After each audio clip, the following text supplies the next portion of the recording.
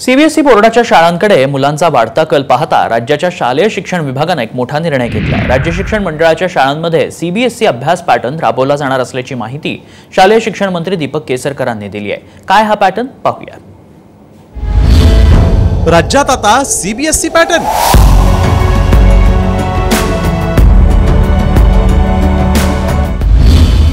सरकारी शाळांमध्ये CBSE pattern.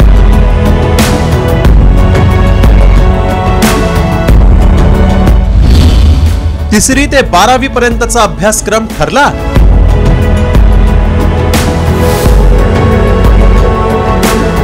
CBSE बोर्डाच्या शाळांकडे मुलांचा वाढता कल पाहता राज्याचे शिक्षणही दर्जेदार असावे।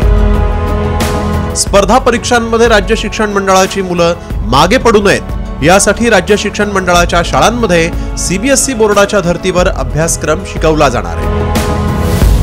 त्यासाठी तिसरी ते 12वी पर्यंतचा अभ्यासक्रमही निश्चित करण्यात आलाय। तो पुढील शैक्षणिक वर्षापासून शिकवला जाईल। स्पर्धा परीक्षांसाठी विद्यार्थ्यांना सक्षम करण्यावर भर। पाठ्यपुस्तकांची नवी आखणी, वेळापत्रकही बदलणार। शिक्षक संघटनांशी चर्चा करून अंमलबजावणी। पुढील शैक्षणिक वर्षापासून अभ्यासक्रम लागू। राज्यातील शिक्षण मंडळाच्या शाळांमधून शिकणारे विद्यार्थी बऱ्याचदा स्पर्धात्मक परीक्षांमध्ये सीबीएसई किंवा आयसीएसई बोर्डाच्या विद्यार्थ्यांच्या तुलनेत मागे पडतात असं निरीक्षण आहे। आपल्या विद्यार्थ्यांना या विद्यार्थ्यांशी स्पर्धा करण्यासाठी सक्षम बनवण्यासाठी अभ्यासक्रमामध्ये बदल करण्यात येणार आहे। मात्र हे बदल करताना ग्रामीण भागातील विद्यार्थ्यांचाही विचार होणं गरजेचं आहे।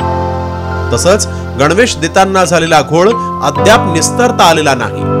त्यामुळे नवा अभ्यासक्रम लागू करताना शिक्षण खात्यानं खबरदारी घ्यायलाच हवी। ब्युरो रिपोर्ट, साम टीव्ही।